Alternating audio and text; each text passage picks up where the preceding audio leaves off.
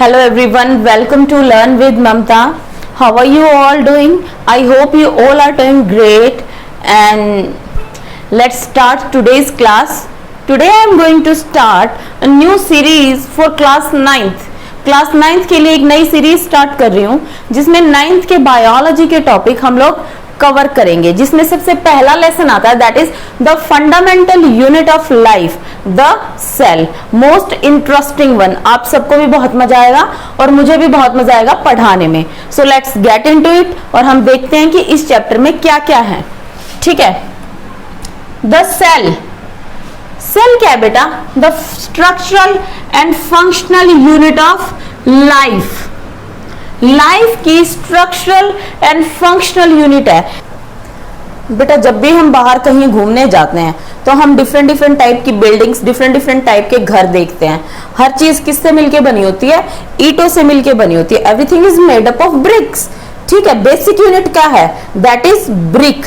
ठीक है, तो जो ह्यूमन बींग्स, जो एनिमल्स है, उनकी बेसिक यूनिट क्या है? Cell. The fundamental unit of life, यानी कि जो बेसिक यूनिट ऑफ लाइफ है दैट इज सेल। क्योंकि स्ट्रक्चरल फंक्शनल यूनिट भी है। कैसे है कि structure maintain structure, maintain structure. ठीक है, and functional maintain function.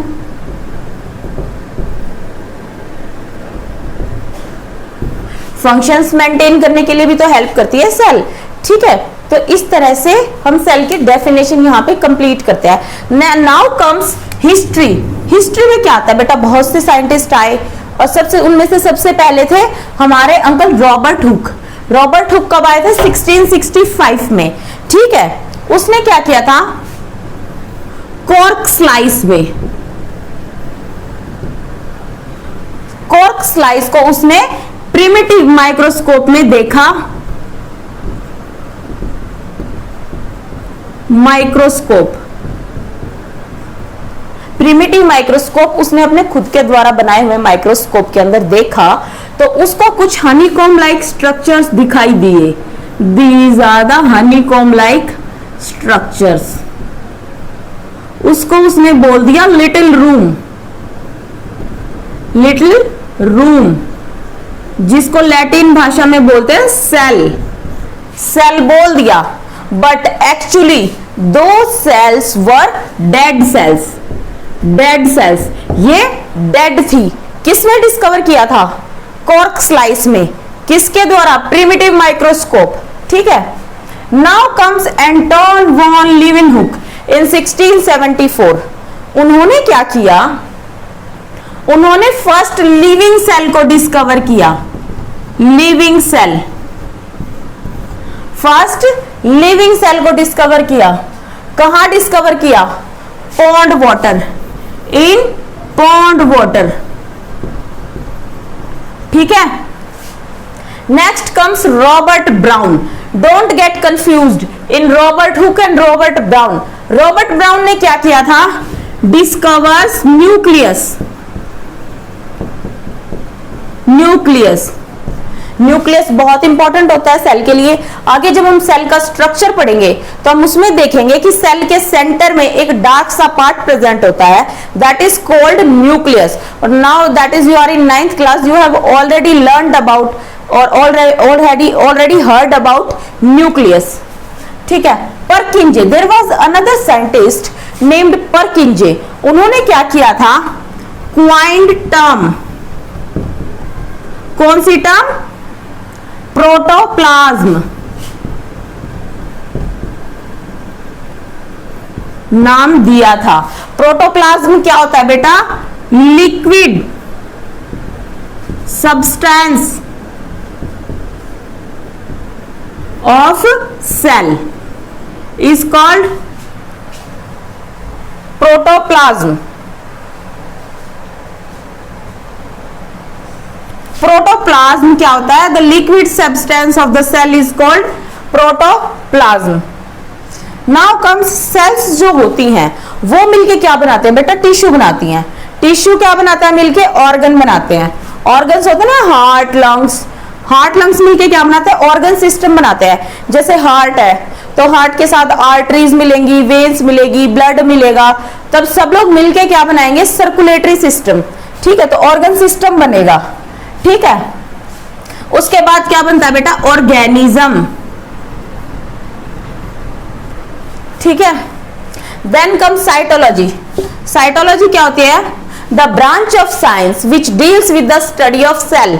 Study of cell is called cytology. Different shapes and size of the cell, most important.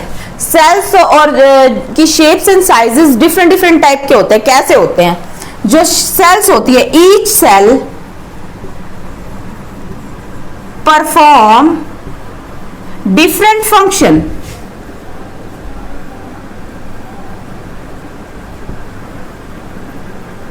ठीक है, हर सेल अलग अलग टाइप का फंक्शन परफॉर्म करती है अकॉर्डिंग टू देयर कैपेबिलिटी। ठीक है, and there is division of labour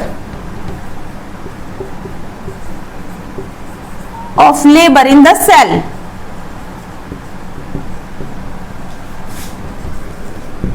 division of labour का मतलब होता है कि सेल्स के अंदर लेबर का डिवीजन हो जाता है।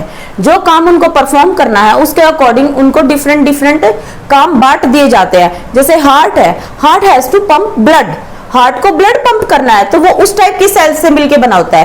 लंग्स है, लंग्स को एक्सचेंज ऑफ गैसेस में हेल्प करनी है। हेल्प क्या करनी है, वो परफॉर्म करना है उनको, तो वो सॉफ्ट टिश्यू है तो उसकी सेल्स अलग होंगी।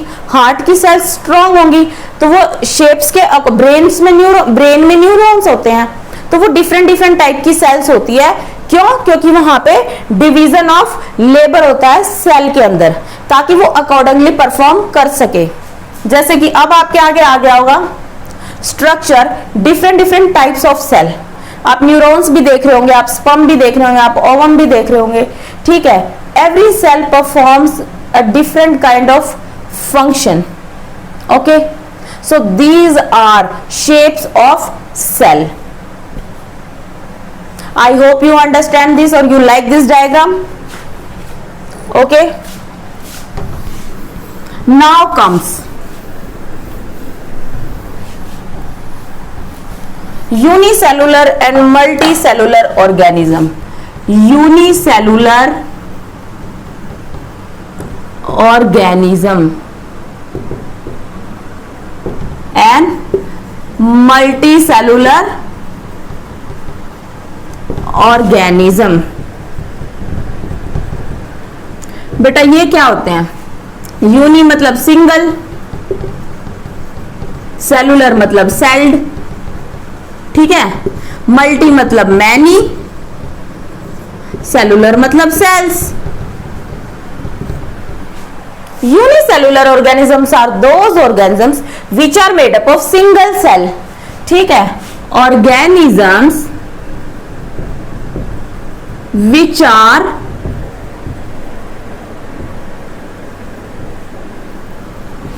made up of single cells are called unicellular organism. ठीक है, ये मैंने शॉर्ट में लिख दिया। एग्जाम्पल है इसके अमीबा, पैरामीशियम एक्सेट्रा। जो मल्टी सेलुलर ऑर्गेनिजम्स है वो क्या होते हैं, are those who has more than one cell। ठीक है, एग्जाम्पल है इसका प्लांट्स एंड एनिमल्स। ठीक है, unicellular organisms are those which are made up of single cell. Amoeba उसका एग्जाम्पल है। अमीबा कुछ इस टाइप का स्ट्रक्चर होता है, इरेगुलर सा, और इसको हम नेकेड आई से नहीं देख सकते, इसको हम माइक्रोस्कोप के साथ ही दे सकते हैं, इसको भी। ठीक है, क्योंकि सिंगल सेल्ड ऑर्गेनिजम्स है, एक सिंगल सेल है who is capable of performing all it's life processes. अब ये अमीबा है, ये सब कुछ परफॉर्म करेगा, डाइजेशन भी, सर्कुलेशन भी, सब कुछ परफॉर्म कर रहा है, तभी तो ये ऑर्गेनिज्म है। Multi cellular organism, many cells are those who have more than one cell. Multi cell, plants है, एनिमल्स है, ह्यूमन बींग्स है, सब लोग मल्टी सेलुलर ऑर्गेनिज्म है। ठीक है,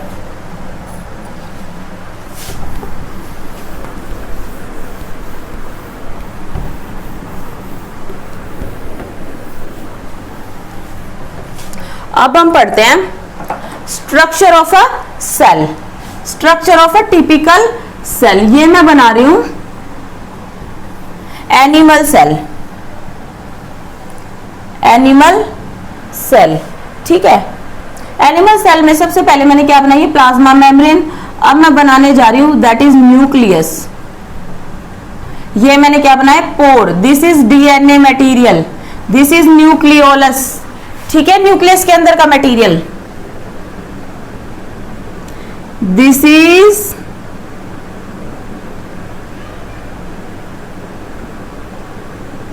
endoplasmic reticulum,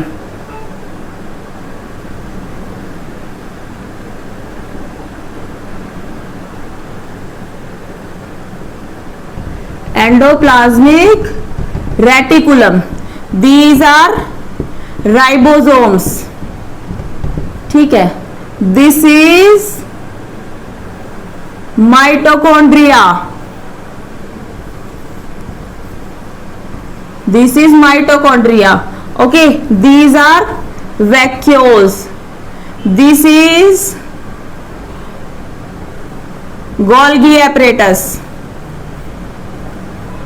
these are vacuoles, ribosomes. ठीक है, these are the material inside the cell, this is cytoplasm. ठीक है, अब हम इसकी नेमिंग करते हैं। This is plasma membrane, this is mitochondria. ठीक है, this is cytoplasm, this is endoplasmic reticulum, reticulum smooth वाला। ये कौन सा है, स्मूथ वाला।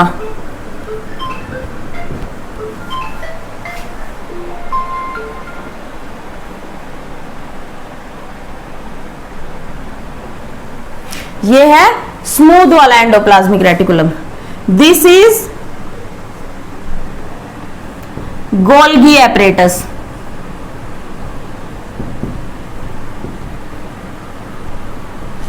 these are vacuoles, this is rough endoplasmic reticulum। ठीक है, these are ribosomes, this is nuclear pore। जहां पे न्यूक्लियर मेम्ब्रेन प्रेजेंट नहीं होती। जब हम सेल ऑर्गेनल्स के अंदर न्यूक्लियस को पढ़ेंगे तब हम पढ़ेंगे कि यहाँ पे सेल ऑर्गेनल प्रेजेंट नहीं होती, कहीं कहीं तो उसको हम बोलते हैं nuclear pore. This is nuclear membrane, membrane short में लिख दिया मैंने यहाँ पे। This is DNA material, this is nucleolus. ये सब मिलके क्या बनाते हैं, न्यूक्लियस।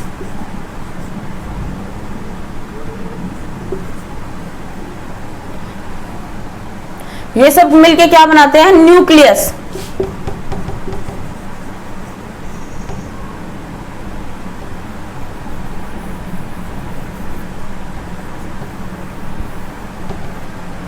जो ये सब होते हैं, ये सब मिलके क्या बनाते हैं, nucleus.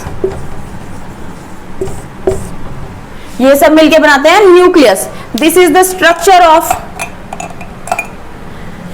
Structure of typical animal cell. ठीक है, एनिमल सेल का ये स्ट्रक्चर है। ठीक है, ऐसे ही आपको प्लांट सेल का भी बनाना होता है। अब आपके आगे आ गया होगा एनिमल सेल का और प्लांट सेल का स्ट्रक्चर, आप देख सकते हैं और आप उसको कंपेयर भी कर सकते हैं कि कैसे एनिमल सेल होती है और कैसे प्लांट सेल होती है। प्लांट सेल में बस एक बड़ा सा वैक्यूल प्रेजेंट होता है और सेल वॉल प्रेजेंट होती है, ठीक है।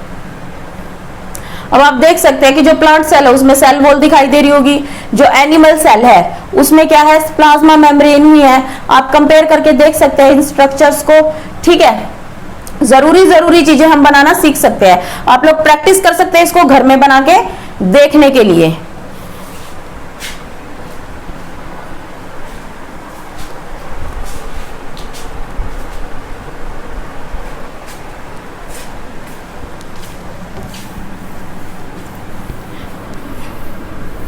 ठीक है, अब हमने स्ट्रक्चर तो पढ़ लिया। इससे पहले एक छोटी सी चीज और बताना चाहूंगी मैं आपको, that is prokaryotic and eukaryotic cell. Prokaryotic and eukaryotic cell.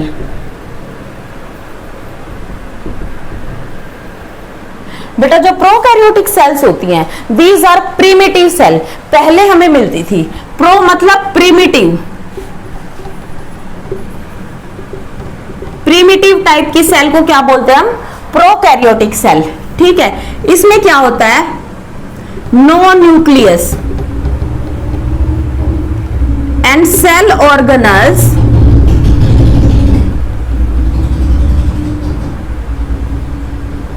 Are also absent, ठीक है। न्यूक्लियस नहीं होता तो इनके पास क्या होता है, न्यूक्लियोइड। न्यूक्लियोइड डीएनए मटेरियल को बोलते हैं, न्यूक्लियोइड बोलते हैं इसको, ठीक है। अब आते हैं यूकैरियोट पे। यू मतलब न्यू। इनमें क्या होता है, nucleus is present, nucleus is present, okay, and cell organelles are also present,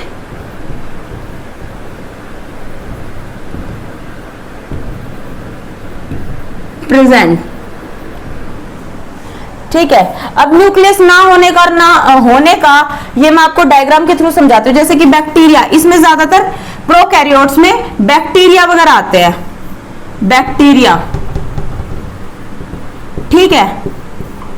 जैसे ये बैक्टीरिया का स्ट्रक्चर है, ये फ्लैजेला है, तो यहाँ पे डीएनए मटेरियल उलझे हुए धागों की तरह हमें दिखाई देता है, उलझे हुए धागों की तरह, ठीक है, जिसको हम बोलते हैं न्यूक्लियोइड। और इसके पास मेम्ब्रेन भी नहीं होती न्यूक्लियस के चारों तरफ, ठीक है, इसलिए इसको बोलते हैं प्रोकैरियोटिक। सबसे मेन रीजन क्या है, there is no membrane outside the nucleus and DNA material is naked in direct contact with cytoplasm. जहां पे हमारे यूकैरियोट में न्यूक्लियस हमने जैसे बनाया, पहले मेम्ब्रेन बनती है, फिर उसके अंदर डीएनए मटेरियल होता है, ठीक है, पोर्स प्रेजेंट होते हैं, तो इस तरह से न्यूक्लियस प्रॉपरली ऑर्गेनाइज्ड होता है, तो ये यूकैरियोटिक सेल है, ठीक है। ये इन सब के बारे में है। अब हम पढ़ने जा रहे हैं सेल ऑर्गेनल्स। सेल ऑर्गेनल्स, एक सेल को डिफरेंट डिफरेंट फंक्शंस परफॉर्म करने पड़ते हैं, ठीक है। परफॉर्म करने के लिए सेल्स के अंदर बहुत सारी आसपास में चीजें होती है जो कि हमने स्ट्रक्चर में करी, एंडोप्लाज्मिक रेटिकुलम, राइबोसोम्स, वैक्यूल्स, है ना, mitochondria, everything. We have to discuss everything in detail, ठीक है। जो आज हम ऑर्गेनल करने जा रहे हैं दैट इज प्लाज्मा मेम्ब्रेन। बाकी की ऑर्गेनल्स हम अपनी नेक्स्ट क्लास में करेंगे, ठीक है। तो आज हम देखते हैं सिर्फ प्लाज्मा मेम्ब्रेन को। वैसे हम कुछ भी प्लांट की सेल या फिर एनिमल की सेल जब भी हम ड्रॉ करते हैं, सबसे पहले हम एक आउटर कवरिंग ड्रॉ कर देते हैं, फिर हम इसके अंदर भरना शुरू करते हैं। ये न्यूक्लियस है, ये सामान है, ये सामान है, ये सामान है, ये सामान है, ठीक है। तो जो ये आउटर कवरिंग होती है इसको ही हम बोलते हैं प्लाज्मा मेम्ब्रेन और सेल मेम्ब्रेन, ठीक है। तो हम इसके बारे में पढ़ने जा रहे हैं। Plasma membrane. सबसे पहली और मोस्ट इंपॉर्टेंट बात, it is a semi permeable membrane, semi permeable in nature.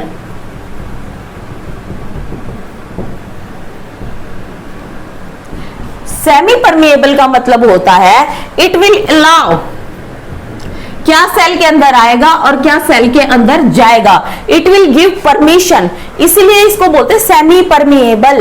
मतलब जो चीजें इसको चाहिए वो आएंगी, जो नहीं चाहिए वो नहीं आने देगी अंदर, इसीलिए इसको बोलते हैं सेमी परमिएबल मेम्ब्रेन। ठीक है, it provides mechanical support, support provide करती है,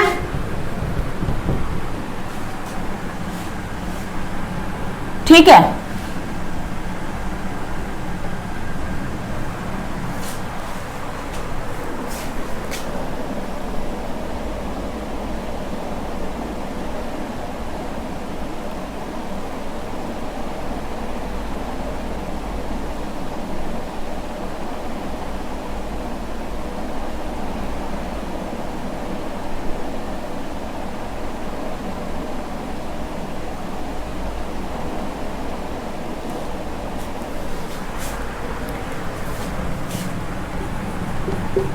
It provide mechanical support as well as structural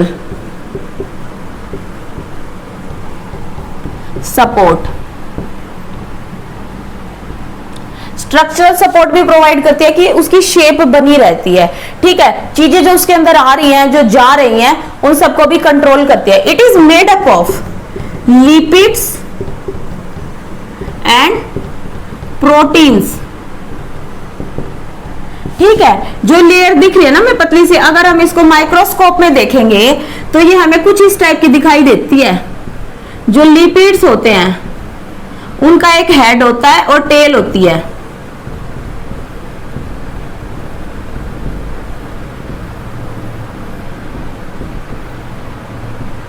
इस तरह का स्ट्रक्चर होता है इसका, ठीक है।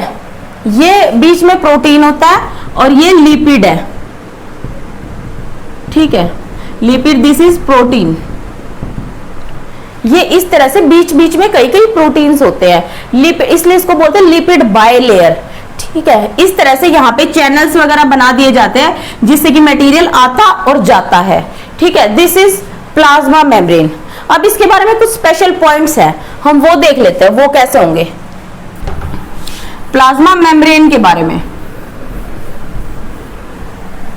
और उनसे भी पहले हम दो प्रोसेसेस देख लेते हैं, ठीक है। जब मेम्ब्रेन के अंदर और बाहर चीजें जाती है तो दो प्रोसेस के थ्रू जाती है, that is first one is diffusion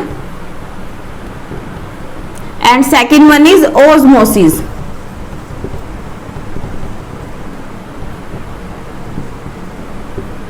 बेटा डिफ्यूजन जनरली गैसेस के लिए यूज किया जाता है। अगर मैं किसी रूम में हूं, ठीक है, अगर मैं इस कॉर्नर में खड़ी होके एक परफ्यूम की बोतल खोल देती हूँ तो खुशबू पूरे रूम में फैल जाएगी, ठीक है। रूम में फैल जाएगी तो यहाँ पे खुशबू कम है ना, वहां पे कोई खुशबू नहीं, यहाँ पे मैंने परफ्यूम खोला है, सो दैट्स व्हाई खुशबू ज्यादा है। तो gases will move from its higher concentration to lower concentration, इस चीज को हम डिफ्यूजन बोलते हैं। अब इस चीज को हम लिखेंगे कैसे हम इस चीज को, movement of substance from its higher concentration, ठीक है, वो शॉर्ट फॉर्म है, to lower concentration is called diffusion, ठीक है। Then osmosis, same as diffusion है but osmosis in the case of water के केस में होता है। पहले लिख लेते हैं, मूवमेंट ऑफ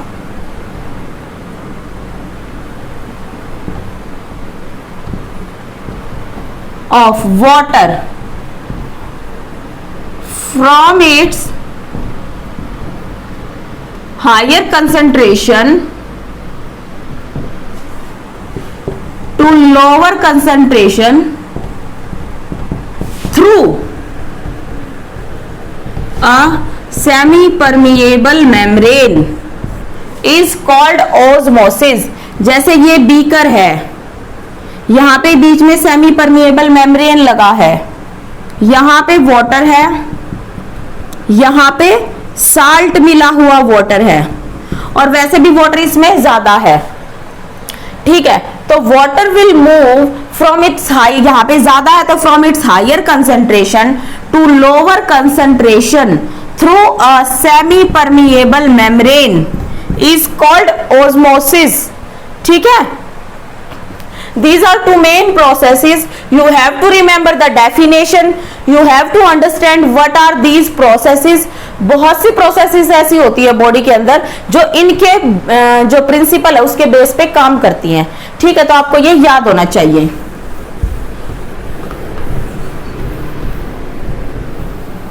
अब हम वो स्पेशल केसेस पढ़ेंगे। अगर सेल को हम डिफरेंट टाइप के सॉल्यूशन में रख देते हैं तो सेल कैसा बिहेव करेगी। सबसे पहले है hypertonic solution, then isotonic solution, then hypotonic solution, ठीक है। ये तीन टाइप के सॉल्यूशन होते हैं। हाइपोटोनिक जिसमें जैसे कुछ मिला रखा हो, साल्ट एंड ऑल, ठीक है। आइसोटोनिक में कुछ नहीं मिला रखा, हाइपोटोनिक में बहुत ही कम अमाउंट में मिला रखा है, ठीक है।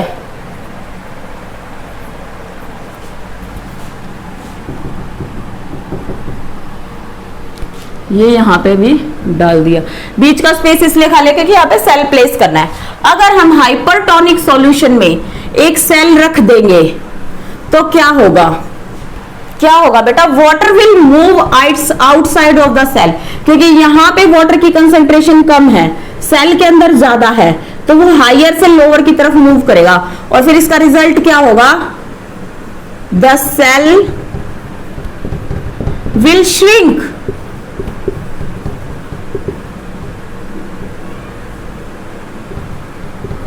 श्रिंक कर जाएगी सेल, ठीक है। Water will move outside of the cell,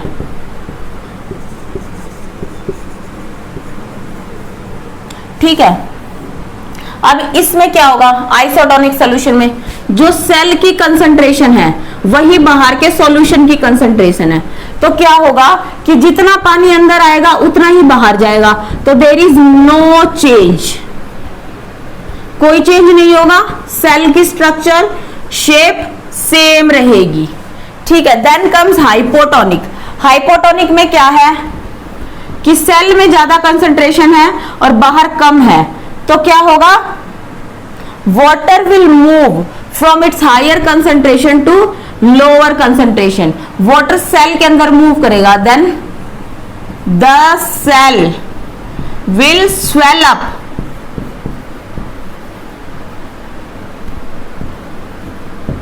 it will take water,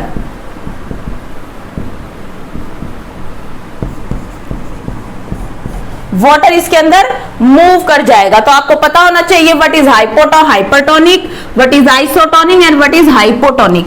and one more thing, जब ऐसी श्रिंकेज ऑफ सेल होती है तो उस प्रोसेस को हम बोलते हैं प्लाज्मोलाइसिस, उस प्रोसेस को हम क्या बोलते हैं, plasmolysis. So that's it for today. I hope you like this lesson. I hope you like this class. Okay. हमने प्लाज्मा मेम्ब्रेन तक कंप्लीट कर लिया है, जो बाकी की सेल ऑर्गेनल्स है वो हम बाद में करेंगे। आज हमने सेल की डेफिनेशन भी करी है, हिस्ट्री भी करी है, सेल का स्ट्रक्चर भी करा है, प्रोकैरियोटिक एंड यूकैरियोटिक सेल भी हमने थोड़ा सा देखा, देन यूनिसेलुलर मल्टीसेलुलर ऑर्गेनिजम्स को हमने देखा, ठीक है। उसके बाद हमने ये हाइपोटोनिक, आइसोटोनिक और हाइपरटोनिक सॉल्यूशंस को पढ़ा। किसमें पढ़ा हमने ये?